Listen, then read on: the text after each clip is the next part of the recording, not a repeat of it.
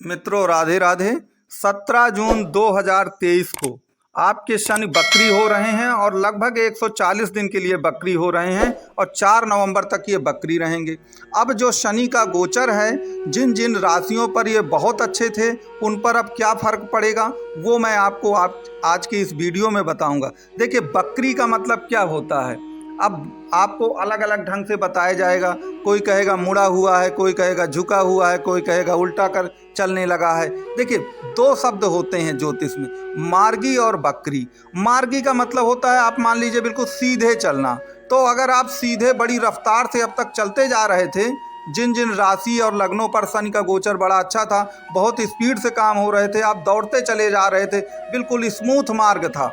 तो जब आप बहुत तेज़ी से दौड़ते चले जाते हैं, अब बकरी का मतलब आप उल्टा मानिए या झुका हुआ या मुड़ा हुआ मानिए, तो आपको क्या करना पड़ेगा। अगर आप बहुत तेज़ी से दौड़ रहे हैं तो आप एकदम थोड़ी मुड़ पाएंगे। आपको पहले अपनी रफ्तार को धीमा करना पड़ेगा। आप धीमा होते चले जाएंगे रफ्तार से, तब जाकर आप पीछे को मुड़ करके देख पाएंगे। तो ये पूरी कॉन्सेप्ट है कि जो कार बहुत तेज़ी से प्रोसेस में थे, काम होते चले जा रहे थे, अब उनमें एकदम मंदगामी एक ठहराव सा आ जाएगा। आपको लगेगा कि सभी काम तो बनते चले जा रहे थे, पता नहीं अब ये क्या हो गया है, हर काम बहुत ढीला ढाला हो रहा है। और याद रखिए, मैंने अपने सभी वीडियो में, आप देख लीजिएगा प्लेलिस्ट में जाकर, सभी वीडियो में एक बात बताई है मैंने कि शनि के जो प्रभाव हैं वह आपको अक्टूबर के बाद अर्थात नवंबर के बाद ही, नवंबर से मिलेंगे, चाहे कोई भी वीडियो। इसीलिए मैं बार बार ये शब्द अपने उसमें कहता था वीडियो में कि अगर आपको शनि के लाभ पाना है तो वह आपको अक्टूबर के बाद ही मिलेंगे, और उसका कारण यही था। तो आज की इस पूरे वीडियो में हम 3 प्रमुख लग्न या राशियों पर, मेष, वृष और मिथुन पर ये चर्चा करेंगे कि अगर शनि बकरी हो गया है तो बकरी शनि वास्तव में इन लग्न या राशियों को क्या प्रभाव देगा। हम 12 लग्न और राशियों की बात नहीं करेंगे क्योंकि वह भी खाना पूर्ति हो जाती है, क्योंकि मैं जो विश्लेषण बताता हूँ वो पूरी कॉन्सेप्ट सहित बताता हूँ कि ये होना है तो क्यों होना है। ये तो ठीक है कि होना है, लेकिन वो होना क्यों है इसकी भी परिचर्चा हम करेंगे। तो शनि का प्रभाव आप समझ सकते हैं कि एक तो ये ग्रह पहले भी शनि धीरे धीरे चलता है, अब वो कुल मिलाकर के बिल्कुल ठहर सा गया है। तो बनते हुए जो काम थे आपको लगेंगे कि ये तो बिगड़ते चले जा रहे हैं, लेकिन ऐसा नहीं है। जिनकी भी कुंडली में कुल मिलाकर शनि अच्छे हैं या गोचर में बहुत अच्छे भाव में थे, उनको अब भी फल मिलेगा। बस इतना है कि वह फल थोड़ा सा मंदगामी हो जाएगा, कम मिलेगा। तो आज हम मेष राशि पर पूर्ण विश्लेषण करेंगे कि मेष राशि के जो 11वें भाव पर शनि चल रहे हैं उनको ये क्या प्रतिफल देंगे। इसके सिवा हम वृष राशि का भी देखेंगे और वृष के सिवा हम मिथुन की चर्चा भी करेंगे। तो मित्रों नमस्कार, मेरा आपके इस चैनल में स्वागत है आप सबका। और मेरा आपसे निवेदन है कि अगर आपको वीडियो अब तक पसंद आ रहा हो तो आप इसे लाइक, शेयर, सब्सक्राइब जरूर करें। जो भी नए दर्शक इस चैनल से हमारे जुड़े हैं, आपका कोई भी प्रश्न अगर शनि के बारे में या कुंडली का कोई भी प्रश्न अगर आपका हो तो मेरे व्हाट्सएप नंबर दिए गए हैं, आपको दिख रहे होंगे। तो आप इन व्हाट्सएप नंबर पर अपना जो भी प्रश्न हो वो लिख करके डाल सकते हैं, अपनी बर्थ डिटेल डाल के। मैं 100% उसका जवाब देने की आपको कोशिश करूंगा। तो चलिए बिना किसी देरी लगाए हुए हम अपने वीडियो को शुरू करते हैं और देखते हैं कि आपको क्या परिणाम मिलने वाले हैं। चलिए, तो मित्रों अब हम मेष लग्न या मेष राशि की कुंडली पर अपना विचार वो पेश करते हैं और देखते हैं कि बकरी जो शनि है वह मेष लग्न और मेष राशि वालों के लिए कैसा रहेगा।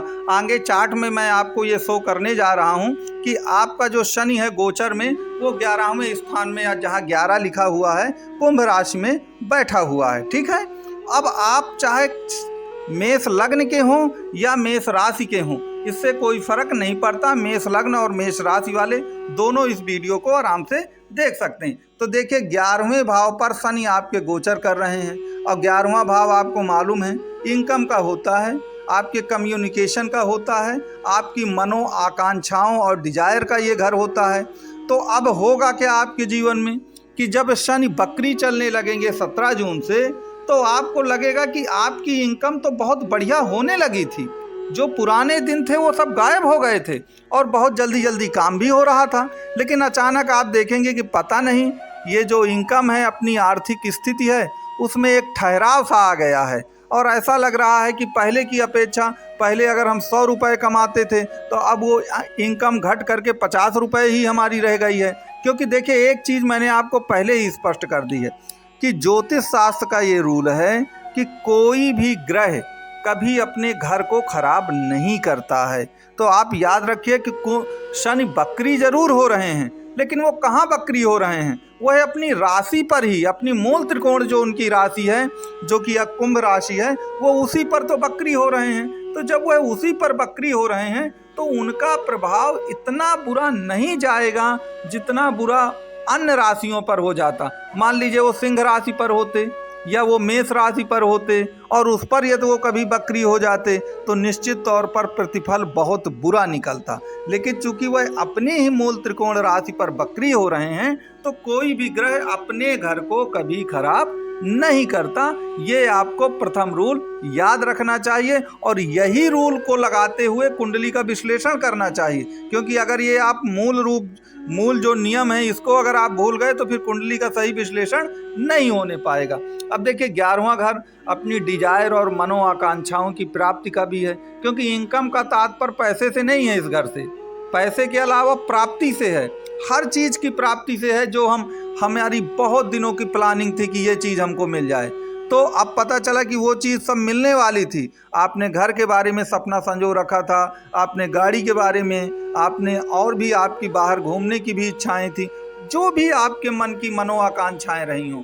लेकिन अब आपको लगेगा कि पता नहीं उन सब में तो ब्रेक लगता जा रहा है, ये क्या गड़बड़ हो रहा है, अभी तक तो सब कुछ बढ़िया था, अब जा कर के सब कुछ गड़बड़ होना शुरू हो गया है। तो शनि जब वक्र होते हैं अर्थात मार्गी से वक्री हो जाते हैं तो याद रखिए, वह एक प्रकार से कह सकते हैं कि अपने प्रभावों को, चूंकि वह आपके कुंभ राशि में हैं तो प्रभाव को कम कर देंगे। उस प्रभाव, अब इसमें यही होगा कि किसी चीज़ को पाने के लिए अगर आप रोजाना 4 घंटे लगाते थे तो अब आपको 8 घंटे लगाने पड़ेंगे, 10 घंटे लगाने पड़ेंगे, क्योंकि मंद गति हो गई तो प्रतिफल जो रिटर्न है वो भी आपका मंद हो जाएगा। तो अब अगर उतना ही रिटर्न आपको पाना है तो पहले आप थोड़ा सा मेहनत करते थे, अब आपको कुछ ज़्यादा मेहनत करना पड़ेगा। और आप जानते हैं कि शनि तो वैसे भी लोगों से मेहनत कराते हैं और सनही करके बहुत धीरे धीरे ही अपना प्रतिफल देते हैं। तो एक तो शनि जो है वैसे भी मंदगामी ग्रह हैं और अब वो बिल्कुल एक प्रकार से कह सकते हैं कि जैसे कोई व्यक्ति हो दौड़ रहा हो, अब फिर वो पता चले पैर में उसके कांटे लग जाएं, तो कांटे लग जाएं तो वो दौड़ नहीं पाएगा, वो बहुत धीरे धीरे चलेगा। तो कुछ वैसी ही स्थिति आप इसको मान सकते हैं। तो इसका मतलब ये नहीं है कि आगे की रफ्तार पीछे की ओर मुड़ जाएगी, पीछे की ओर कुछ नहीं मुड़ने वाला, जाएंगे आप आगे। लेकिन पहले पता चला कि हम 10 मिनट में 1 किलोमीटर दौड़ जाते थे तो अब 10 मिनट में 400 मीटर ही जा पा रहे हैं। इतना केवल अंतर आने वाला है, इससे ज़्यादा अंतर नहीं आने वाला। इसीलिए मैं अपने पिछले वीडियो, जितने भी वीडियो मैंने बनाए हैं शनि पर, मैंने सब में यही बताया है कि शनि के जो भी प्रतिफल हैं वह आपको अक्टूबर के बाद ही अच्छे मिलेंगे, उसके पहले नहीं मिलेंगे अच्छे उतने प्रतिफल। मैंने सभी वीडियो में ये चीज़ें स्पष्ट कर दी हैं पहले ही। तो चलिए मित्रों, ये हमने मेष लग्न का या मेष राशि का वो अपना विश्लेषण किया है। अब हम वृष राशि या वृष लग्न के बारे में बात करेंगे। अब तक अगर आपको ये वीडियो अच्छा लग रहा हो तो मेरा आपसे वही निवेदन है कि कृपया आप इसको लाइक, शेयर और सब्सक्राइब जरूर करें। चलिए तो अब हम वृष राशि या वृष लग्न का अपना विश्लेषण शुरू करते हैं। मेष लग्न के बारे में कोई भी आपका वो हो तो व्हाट्सएप पर आप कमेंट जरूर कर सकते हैं। मित्रों, अब हम वृषभ लग्न या वृषभ राशि पर वक्री शनि का क्या प्रभाव होगा इसके बारे पर चर्चा करेंगे। देखिए, वृषभ लग्न का या वृषभ राशि का जो स्वामी है वो आपका शुक्र होता है और शुक्र शनि के परम मित्रों में भी कहलाते हैं। और वृष राशि या वृष लग्न में यह 10वें भाव पर विचरण कर रहा है आपका शनि, और अब 17 जून से वक्र हो रहे हैं। तो ये घर का है आपके कार्य का, आपके प्रोफेशन का घर है, ये कर्म का घर कहलाता है। तो अब पता चला कि कोई कार्य आपका होने वाला था या कोई आपका प्रमोशन होने वाला था या कोई आपका प्रमोशन के सिवा आप दूसरी जगह जाकर नौकरी करने वाले ही थे, आपका ट्रांसफ़र का योग 100% बन रहा था, काम भी होने वाला था। लेकिन अचानक ये क्या हुआ कि प्रमोशन हमारा रुक गया, अचानक ये क्या हुआ कि हमारा ट्रांसफ़र ही नहीं होने पा रहा है। तो इस तरह की ढेर सारी दिक्कतें जो हैं वह कुल मिलाकर शनिदेव के कारण आ सकती हैं आपको। मैं इसीलिए मैं फिर वही बात बार बार दोहराता हूँ कि मैंने अपने सभी वीडियो में इस बात को कहा था कि भाई अगर आपको शनि के लाभ चाहिए तो अक्टूबर तक रुकिए, उसके बाद ही आपको लाभ मिलने वाला है। और उसके बाद अपने आप बनते हुए काम आपके बिगड़ते हुए काम आपके बनने लगेंगे। लेकिन लोग ये कह रहे थे कि नहीं, अब तो शनि दशम में आ गए हैं, अब तो एकादश में आ गए हैं, मिथुन में तो भाग्य में आ गए हैं, तो ये हो जाएगा वो हो जाएगा।